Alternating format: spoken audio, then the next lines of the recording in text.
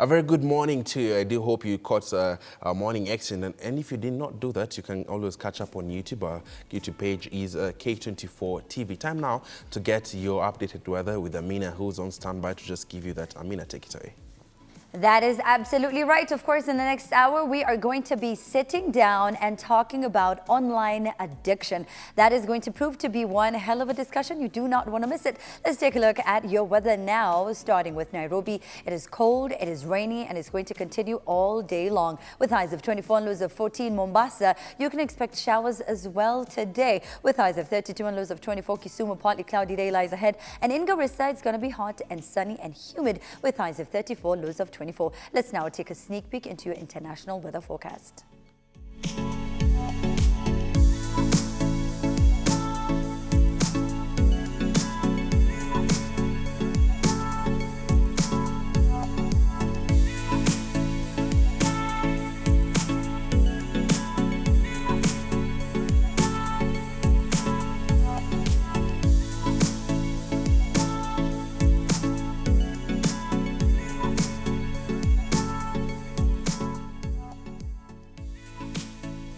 That is it for your weather. Of course, in the next hour, in case anything changes, we are going to be updating you. As per usual, here on K24 ALFAJIRI, we always bring you riveting guests. That we do. The hashtag being K24 ALFAJIRI, our SMS line being 21222. Do call in live in studio. This interview, you will want to do that. They say his name is so nice, they gotta say it twice. Miguna Miguna takes the hot seat. Ian, over to you. Thank you very much, Amina. And in fact, let's just take a look at Miguna in brief, because a lot about him is online. But this is just what we prepared for you before we get into to discuss about matters Nairobi County. Is this the man that will make Nairobi great? Take a look.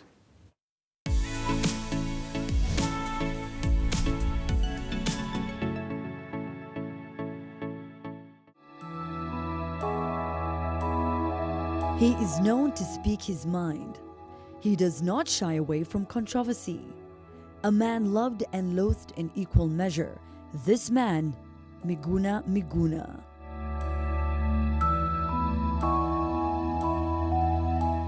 A trait he has carried on from his campus days at the University of Nairobi. In 1987, he was arrested and detained before being released and expelled from the university for championing multi-party democracy. He then fled to Tanzania, then Swaziland before being granted political asylum in Canada in June of 1988. He has obtained a Bachelor of Arts degree with distinction in political science and philosophy from the University of Toronto in June of 1990. A Master of Laws degree with distinction from the Osgoode Hall Law School in June of 2001. He was admitted to the Ontario Bar as a barrister and solicitor in February of 1995 and as an advocate here in Kenya in 2008. He has served as a senior advisor and chief strategist for the Orange Democratic Movement, ODM, and its party leader, Raila Odinga. From 2009 to 2011, he was the senior advisor on coalition, constitutional and legal affairs to the Prime Minister of the Republic of Kenya. Currently, he has announced his bid for the Nairobi gubernatorial seat. He says he will be committed to the people of Nairobi and transform the city without a second guess. Is he the man to make Nairobi great again? Find out on Up Close and Personal right now.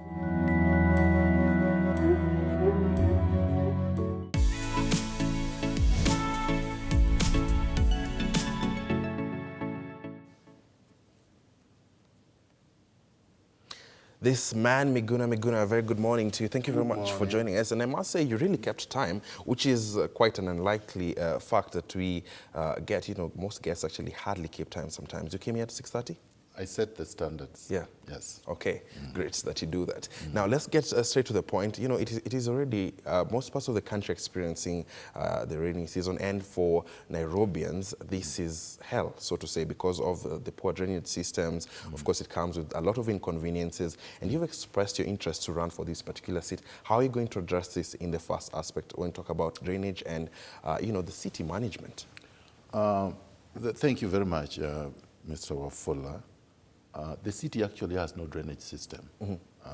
The city has no storm sewers that really are the ones that take water, excess water, and disposes of it. When you look at the roads in Nairobi, actually the whole Republic of Kenya, I always tell people, compare the roads the way they are built here with the way the roads are built abroad, and you will notice one thing. When, I don't know if you have traveled, but I believe you have, if you travel to any country which is not in Africa, you will find that there are finicos on the road. Those finicos are supposed to dispose of excess water. Instead of the water running off the road and wearing and tearing the road, it goes beneath and it's taken to a recycling plant. That water actually ends up being on your table as drinking water or cooking water or washing water. Now, all these roads in Nairobi are built without that, which means that when it rains, the water has nowhere to go. So the water has to sweep something away. And in the process, the roads can't last. Of course, the people, who most of them are pedestrians on the side of the road, have nowhere to walk. The vehicles on the road cannot move. As you can see, so-called thicker superhighway has become a swimming pool. When it rains heavily, the motorists can't go anywhere. And in fact, it's the only highway I know of without a shoulder, where if there is an accident, there is nowhere where motorists can go. So the planning is completely primitive. And this has to change. So I have a plan. I am going to bring those standards to what I'm talking about, what you see there. So clearly, when you get into office, the first thing that you do is, like in my case, I would conduct a forensic audit of all the assets, all the liabilities, everything that has been stolen, and to find out who is a ghost worker, who is not, who are the kanjos who are mistreating residents.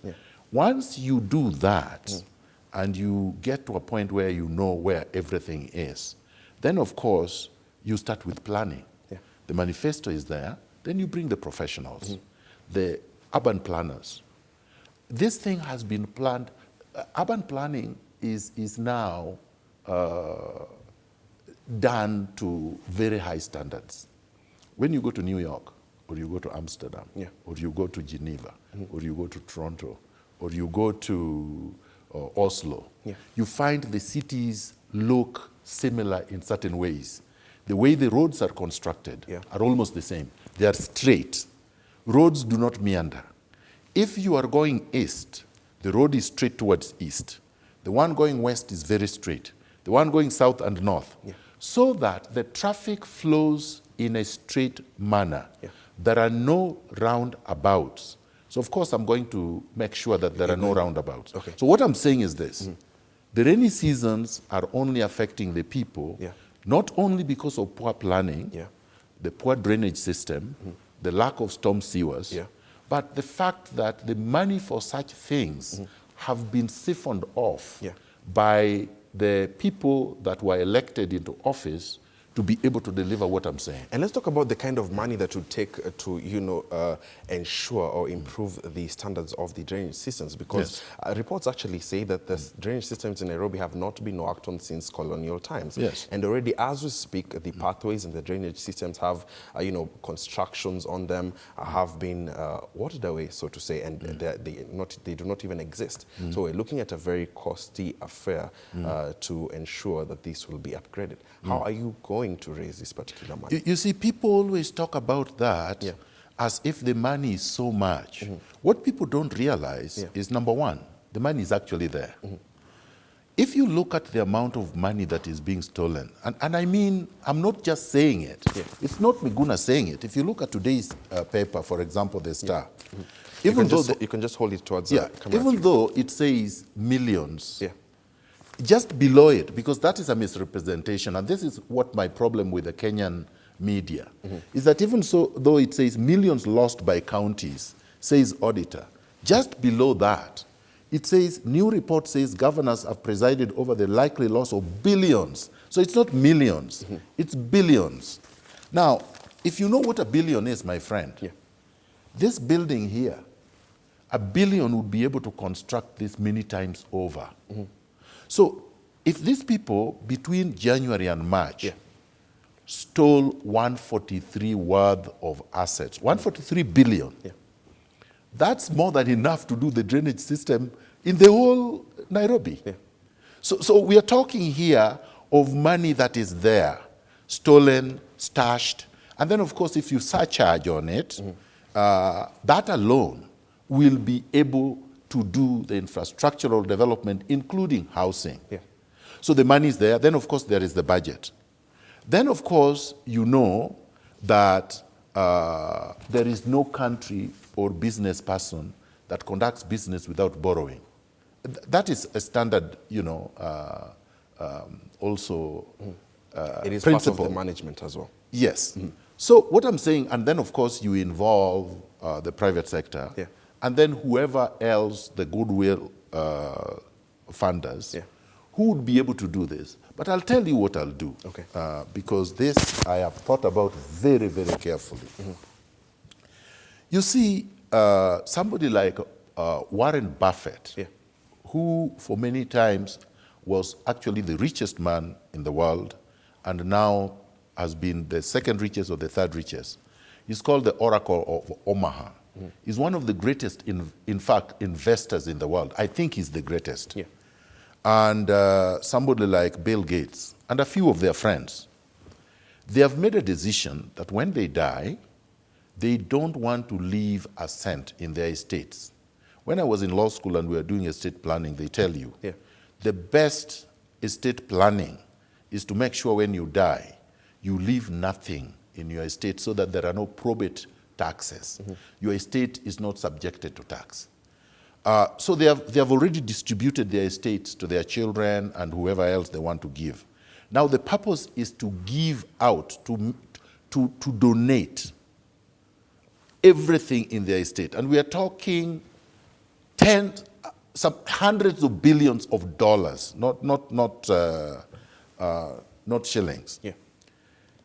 If I were to approach any of them and tell them that I would like them to help me, say, for example, get rid of the slums, which I intend to do, and reconstruct the slums so that they come to the international standards, people live in affordable, humane housing with running water, with the toilet inside, and you know there is no sewer and raw sewer and other things, right? So that the health care of everyone is up to the standards that are required. And I tell them, and everybody knows in Kenya, that I am incorruptible. I would not touch a cent, and I'm not going to be responsible for this. And I tell them, look, we get the best architects. We get the best urban planners. We get the best contractors. You source funds from your friends and from your sources, and I don't touch a cent. And you bring those into Nairobi because they have been here. They have seen Kebra. It's all over the news internationally, and everybody says we are outraged. We don't want this to go. And I say, I don't want to touch a cent. I don't want any of my staff to be involved in this. I'm going to give you free accommodation for as long as you need. Come with whoever you need. Source all technical skill that you need. Get rid of this thing. They will do it in 2 years. Why do you seem confident they would honor your pledge? No, because they are doing this in other places. Once, look at Salif. Look at Kagame. Why do you think the economy of Rwanda is growing at 15% every year, most of the time since Kagame got to power? Who is funding Kagame? Rwanda has no precious metals, has no minerals, has no, really you can't compare Rwanda to Nairobi, or even to Kenya, in terms of population, in terms of the level of skill and sophistication of the population, because that's the most important resource, in terms of everything. So Rwanda is able to do it, and it is a landlocked country. You know why? Because Kagame is not corrupt. And so they are willing to fund Kagame and capacitate him. Look at Ethiopia, the same things. Which means that the money is there, the goodwill is there in the world, but when they look at Kenya, they say, no, no, no, no, no. We can't go in there because the money will be lost. Why would you have worked as an investor or as an inventor for the case of, or an industrialist for the case of Bill Gates, and then give a crook in Nairobi money so that they can become billionaires? They can't do that. But if you go there, and my history is well known, the embassies here know, and they give reports on every candidate, by the way, don't be surprised. So by the time you approach them, they know this guy is clean, and he doesn't want money. They will be able to fund this. I am 100% convinced. I'm just giving you an example. These people cannot talk about it. The reason why I'm almost 100% and 102% convinced, JICA, the Japanese International Agency for Development, came here in 2013. And by December of 2013, had developed a master plan for this city and gave it as a gift to the county of Nairobi. Which should be implemented between the years 2014 to 2030. Which should have been, already they should have been implementing it. Have you had a and look at now, it? last week, is when the governor goes to the Kiunjuri, the Minister of Devolution, to hand over the report. What has he been doing all this time? You see, he's doing that strategically because now it is election time. He wants to pretend this is his plan. The master plan was not developed by Kenyans, and it was not sought by the county. It was given as a gift. So I'm saying the plans are there, the money is there, the support and goodwill is there, but these people cannot work. You know why?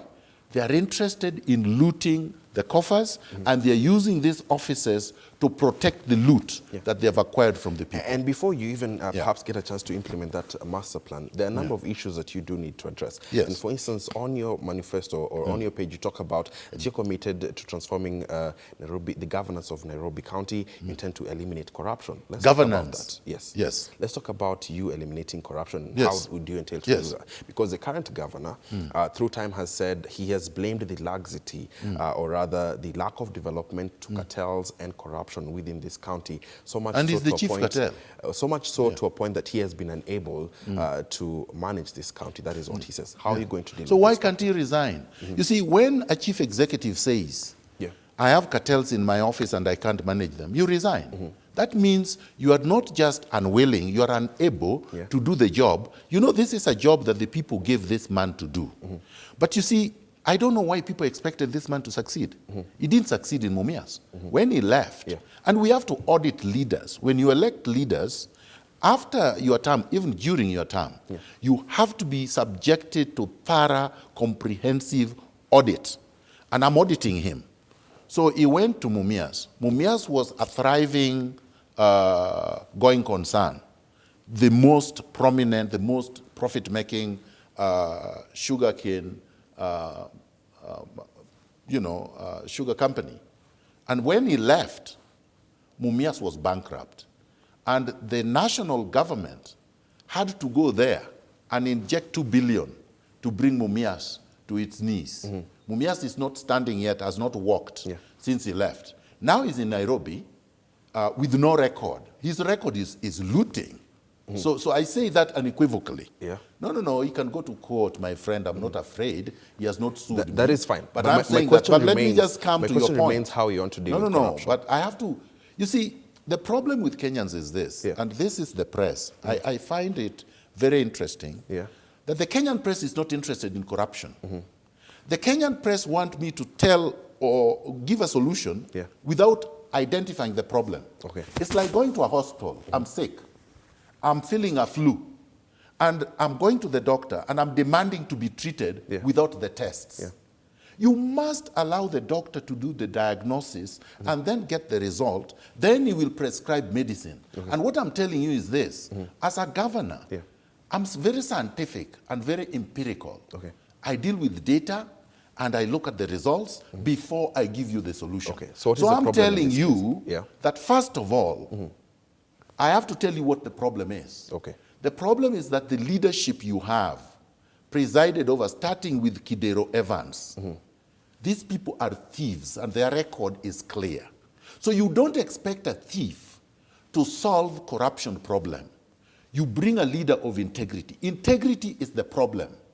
It is the software and the vaccinator of corruption.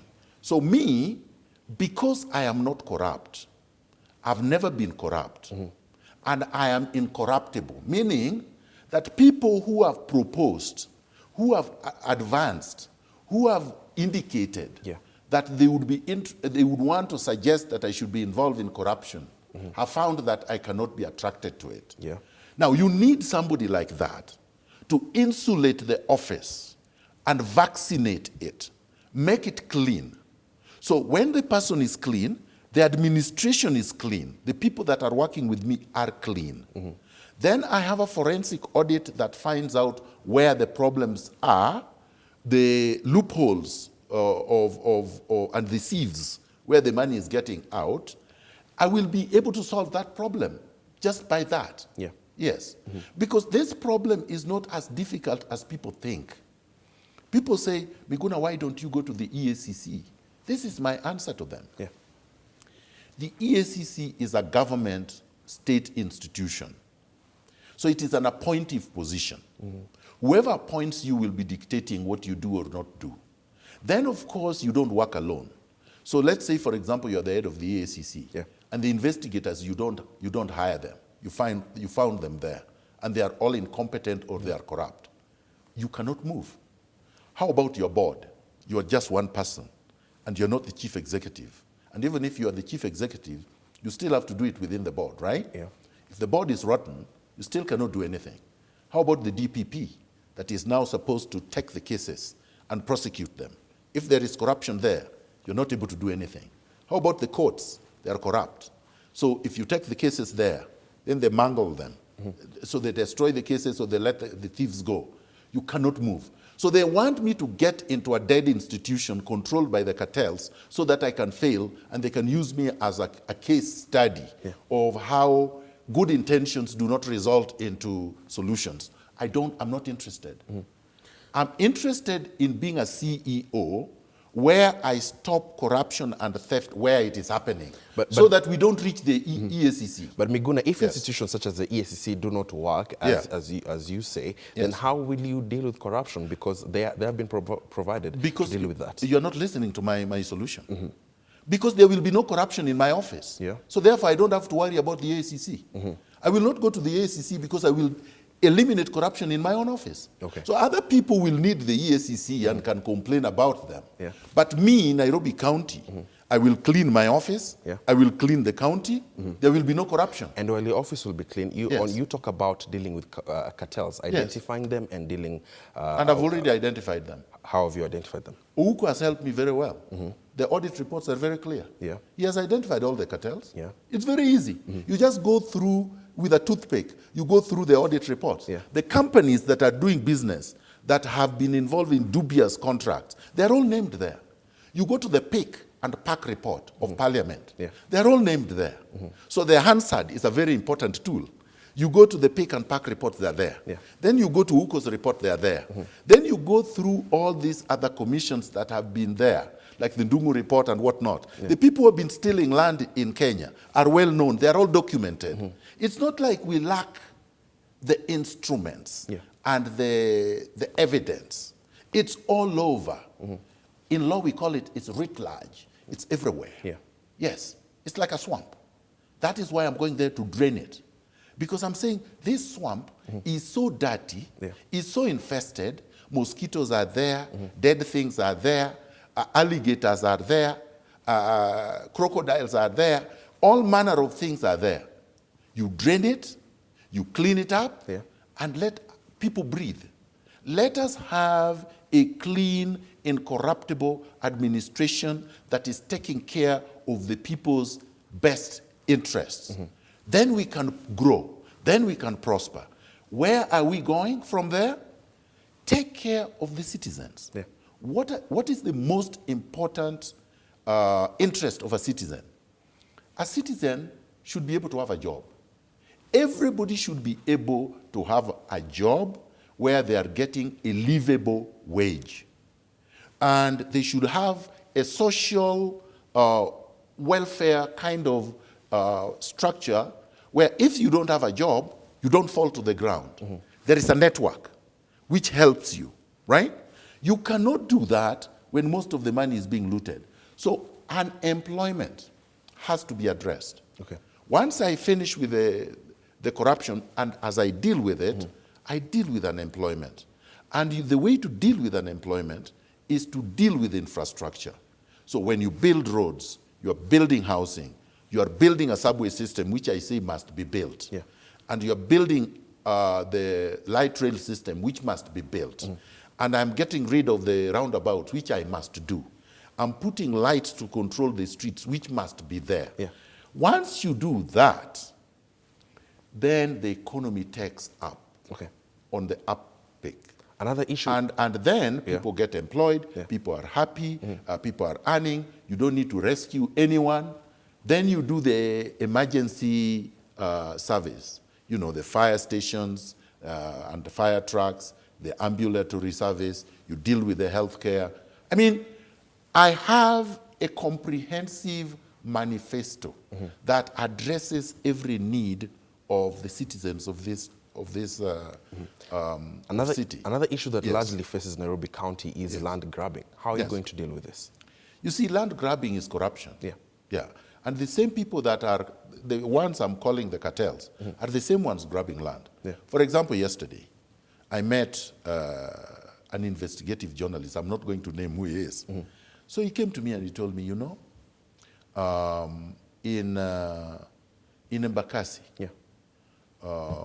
we have a development there, which was supposed to be 3-bedroom houses and with open spaces.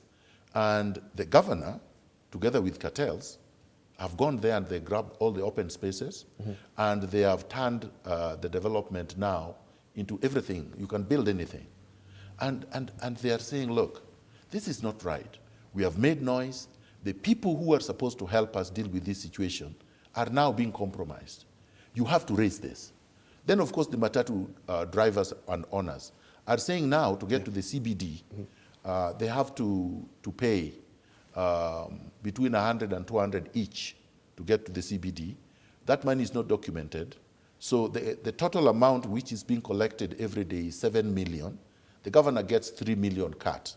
And I'm saying this is not right. So corruption and land grabbing go hand in hand, okay? And when you do the forensic audit that I'm talking about, which will be done by a reputable international forensic auditors, I will be able to know who are the grabbers and who are not. And they are known already. I got another report yesterday of Sonko grabbing land in Nairobi West.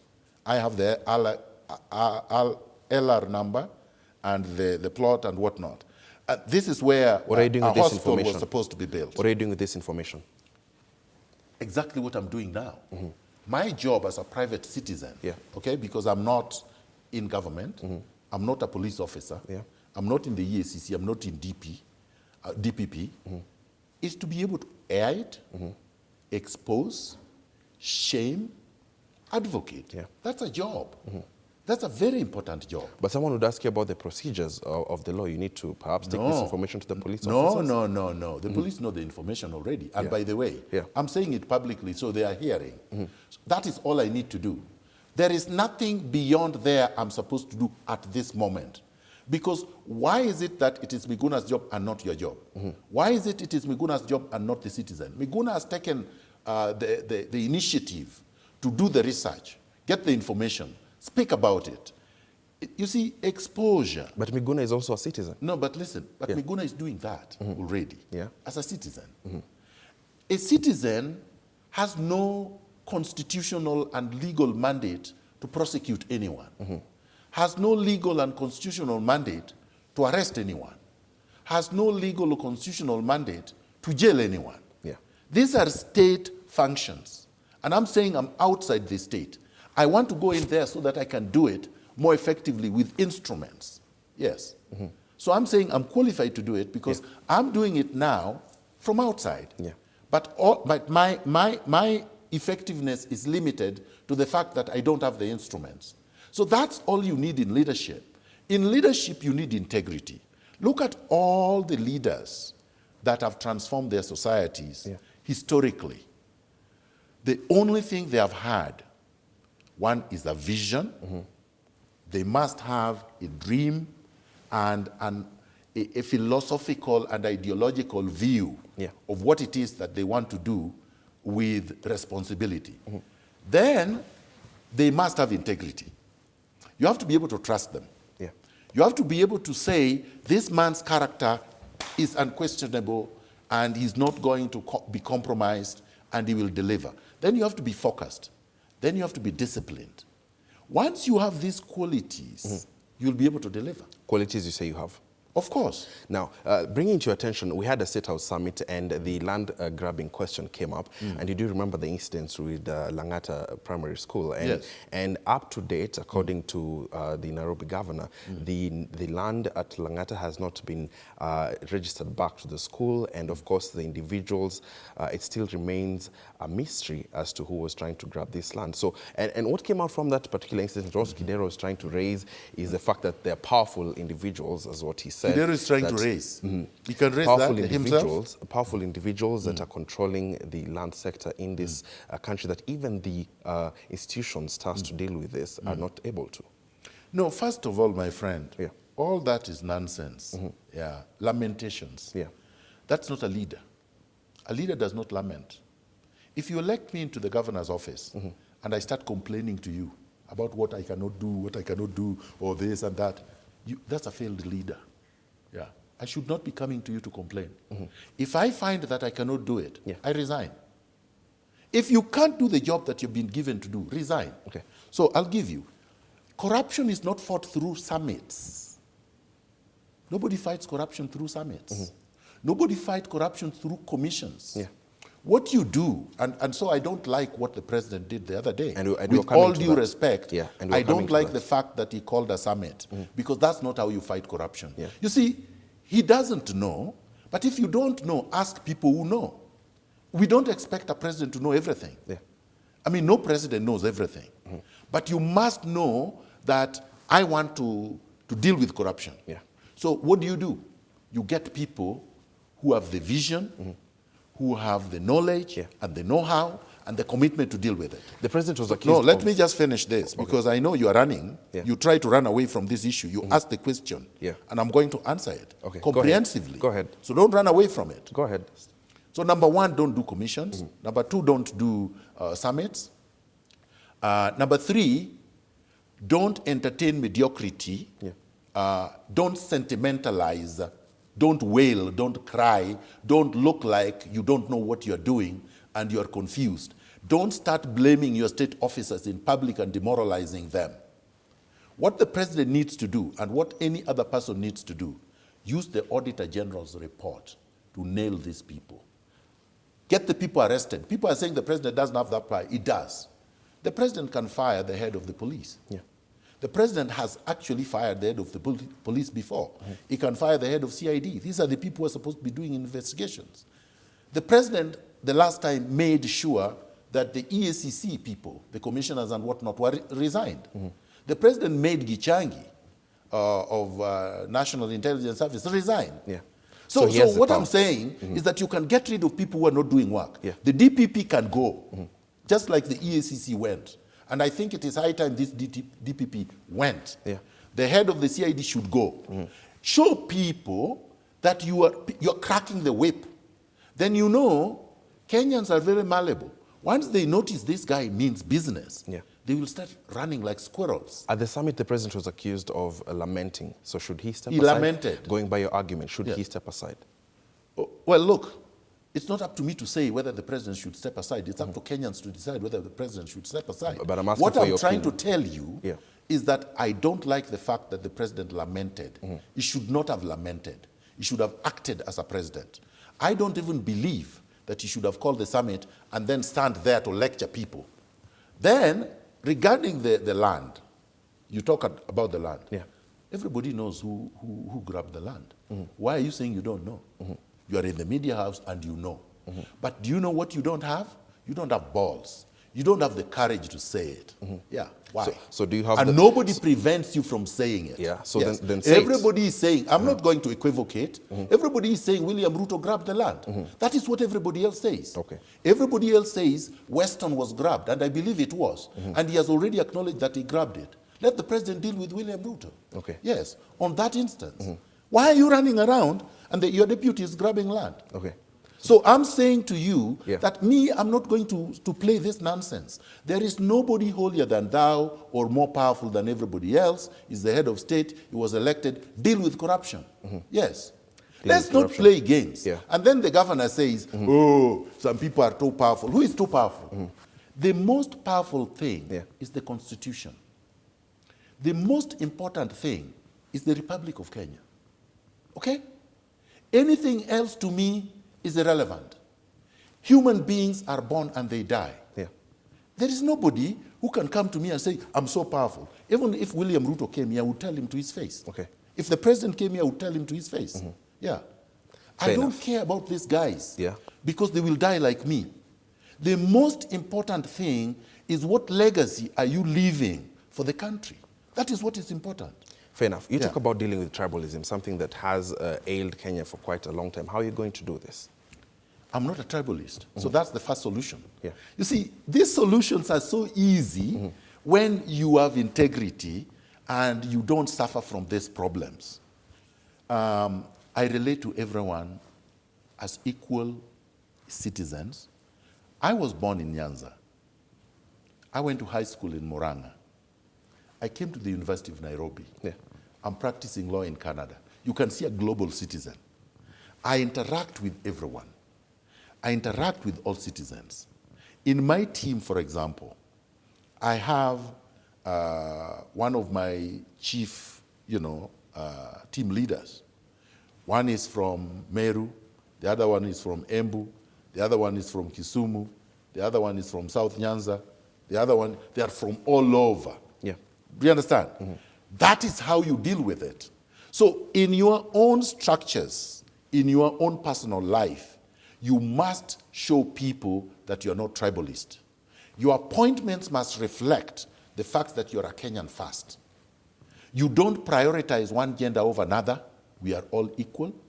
You don't prioritize one region or ethnicity over another, or one race over another. I'm one of the few people in this country who don't care about race and color. So don't come to me that I'm brown or that I am white or I'm mixed. Yeah. I don't bloody care.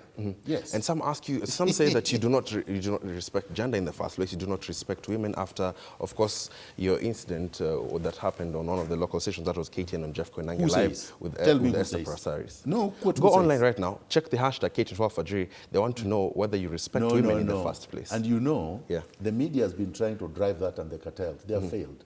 Every opinion poll they have conducted, Yeah. do you think Miguna respects women? Over 65%. Yeah. Miguna respects women. Yeah. They have said, do you think Miguna did this and that? No. Let can I me deal dispute with that? it. No, Can I I'm dispute going that? to deal with it. Okay. You can't ask me such a question Yeah. and interrupt me. Okay. I'm going to answer the question. Answer So it. number one, Yeah. that so-called hashtag nonsense has failed. Okay. They have collapsed on its faces. Number two, they staged it. Like now we are having a discussion live on air. Then they had already come there. They have staged a second camera. They are trying to provoke me.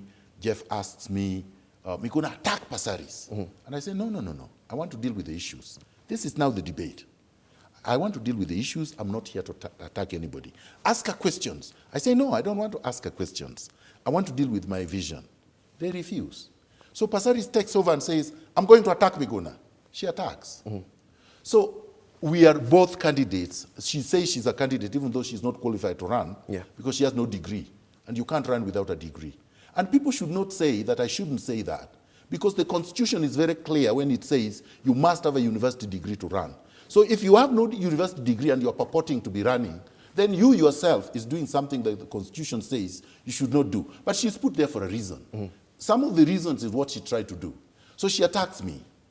And my hands are supposed to be tied behind my back because I'm a man. And I'm not supposed to deal with her as a candidate. So you're dealing with her as a candidate? Just let me answer. Okay. I deal with any candidate that comes as a candidate. Yeah. Whether they wear a skirt or they wear pants, she's just a candidate. When I was doing exams, and we are female and male, we just do exams.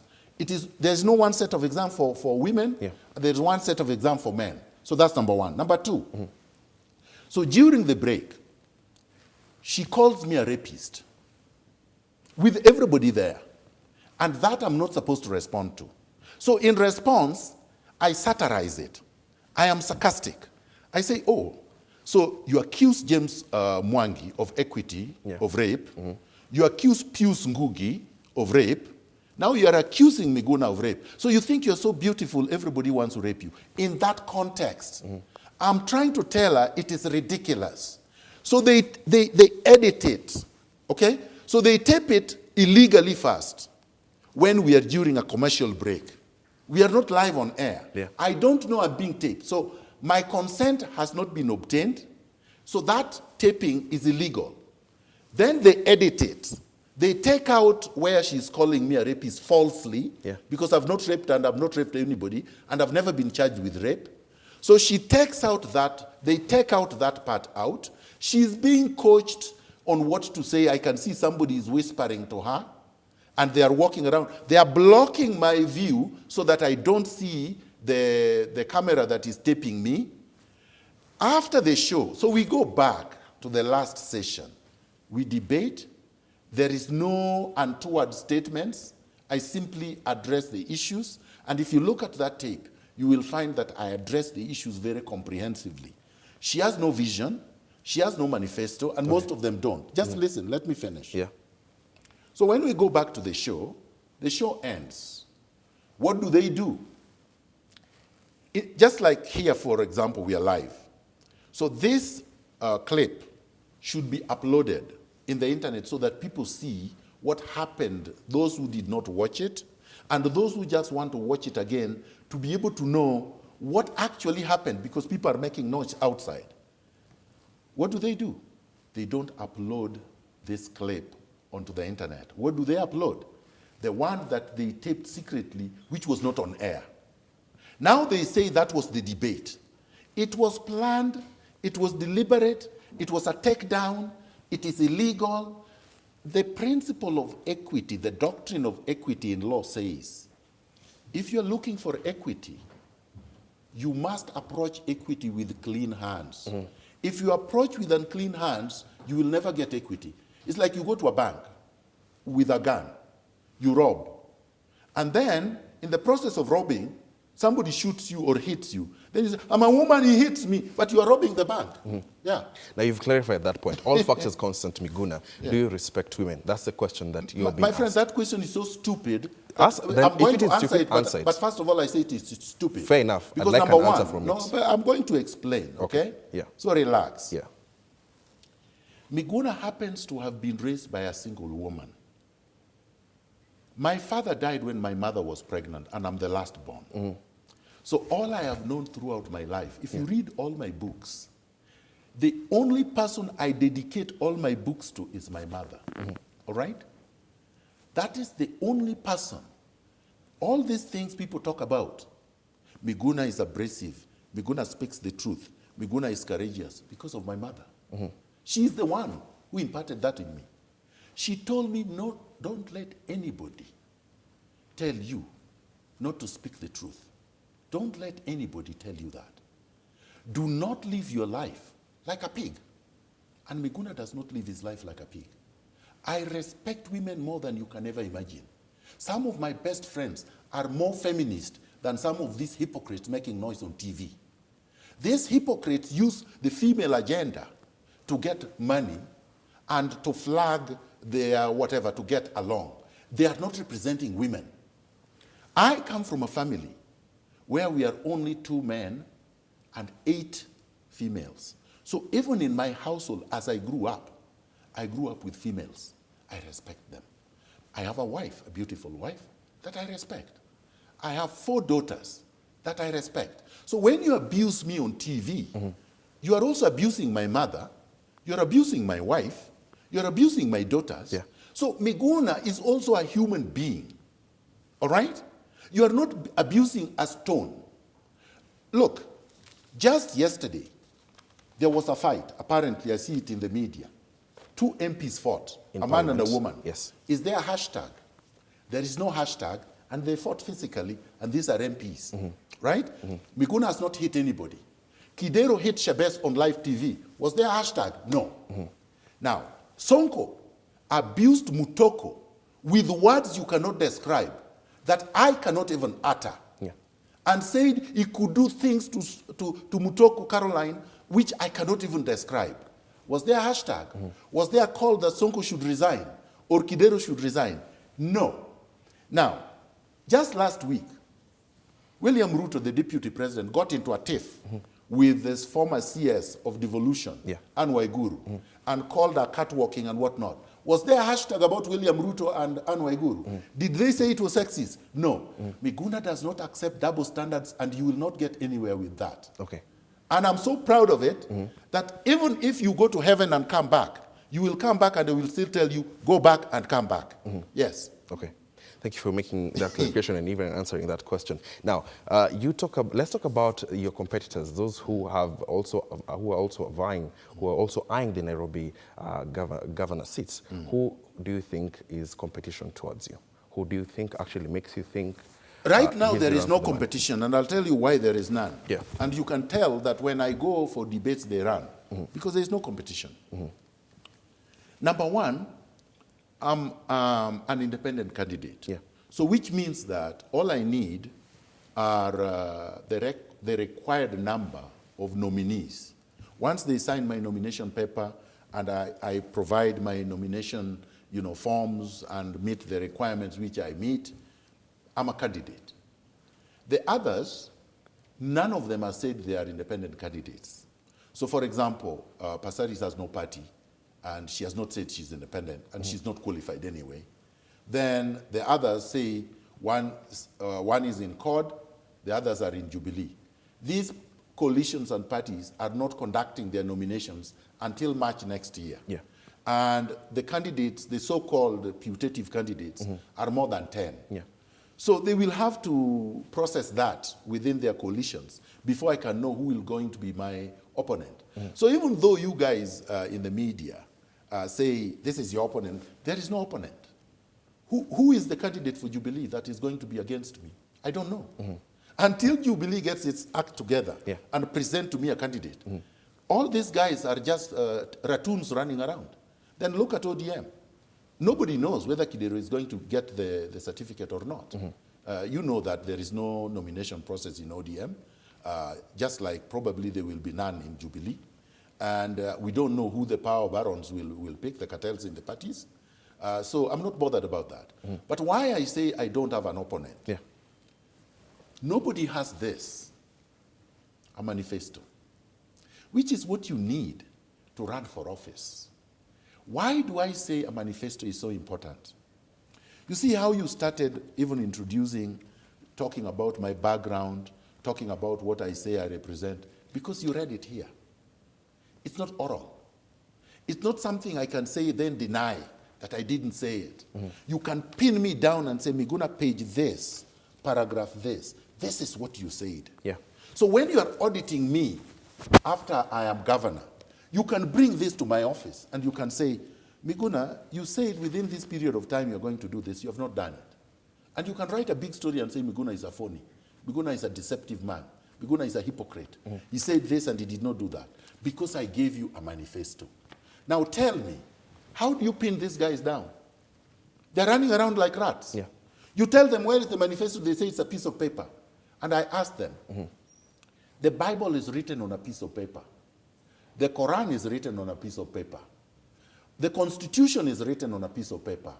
All the laws, including the one governing the election of governor, are written. Are you saying a piece of paper is nothing? How is it nothing? It is not the value of the paper. It is the idea on the paper. So And any civilization believe on record. When you go to parliament, they tell you we are a house of record. How do they keep their record? In the Hansard. What is an Hansard? A piece of paper. If you go to court, you testify. The judge writes, or the stenographers transcribe, and the judge goes and reads the record and the evidence that has been tendered. What is it done in? A piece of paper.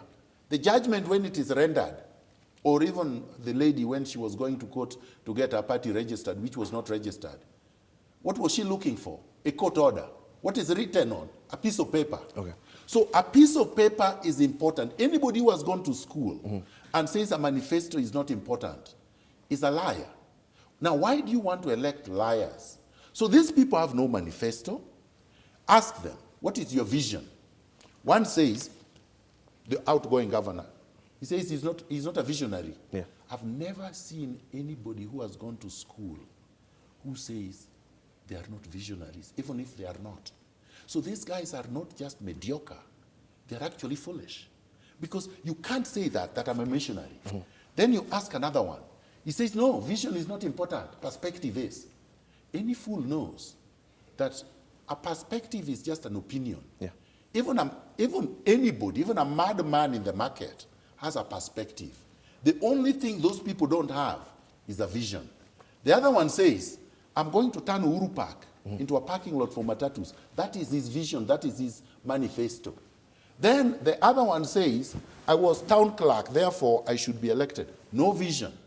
So I say, look at these people. Look at the people you're putting me against. Look at how bad the situation is. That you are putting a man who is coming with all manner of ideas, progressive, transformative, visionary, organic ideas to make the society better. Then you put him against rats. Yeah. So basically, you're confident that you'll beat whoever will be running against you? Because the citizens know, they can now tell. That is why the rats are running all over. That is why the hashtags are started. That is why people are making all manner of statements. You would think the Miguna is the head of state. You know, when a professor says that Miguna should be bad, should be prevented from running, this is a human rights professor who wanted to be Chief Justice. Yeah. This country is in terrible trouble. Now, he's saying that, and somebody has stolen. It's all over the newspapers, right? Wainaina, the chief of staff for the Kidero, okay, built a house in Kiambu worth 600 million. Wainaina earns less than 500,000 shillings. He built that house in 2 years of taking office as Kidero's chief of staff. Ask yourself, where did the money come from? Okay. Yeah. Where did the money come from? Kiamba, the chief financial officer of Kidero, was caught within 2 years that he had deposited in his own private account 1.25 billion. He earns 160,000 shillings a month. My friend, the looting is unprecedented. Okay. Then the EAC says, Kidero has 15 bank accounts here and abroad. Inside the bank accounts, there are billions, cash. Forget about the properties that have been grabbed and all kinds of money going all over. Just cash. What does he do? A leader of integrity like myself will tell them, get access to all the accounts, publish it in the newspapers, tell people how much there is there. If it is zero, say it is zero. Come clean, basically. No, so what I'm saying, come clean. Yeah. What does he do? He rushes to court. He gets an injunction. His wife stands up, these feminists. He said, oh no, it's a woman. You can't look into my account, I'm a woman. This is not about women or men. Let me take your final word. Have you stolen the money or not? Yeah. Yes. Let me take your final word. Why should we vote for you as residents of Nairobi? You should vote for Miguna, number one, because he has a vision. You should vote for him because he has integrity. So you can only trust a leader with integrity. He has the software for transforming the city. You should vote for him because he's competent. You should vote for him because he's consistent and he has a record of consistency and integrity. You should vote for him because he's the only one with a manifesto, which has policies, has programs, and has a transformative agenda. Ultimately, in the end, You should vote for him because he's incorruptible. Corruption is the #1 problem in this country. And if you want to solve the issue of corruption so that the country, the county, can be prosperous again, there was a time when this city was called the Green City in the Sun. That was a great period. I would like Nairobi to surpass that period. I would like us to wake up 5 years after the elections and say, my goodness, you mean all those 55 years was a nightmare? This man has been able to do it in 5 years. It can be done. It will be done. It must be done. Under Miguna Miguna. Yes. Thank you very much. And he says that he is the man to bring, to make Nairobi great again. You have had his owners. Want to take a short commercial break. We'll be right back. Don't go too far.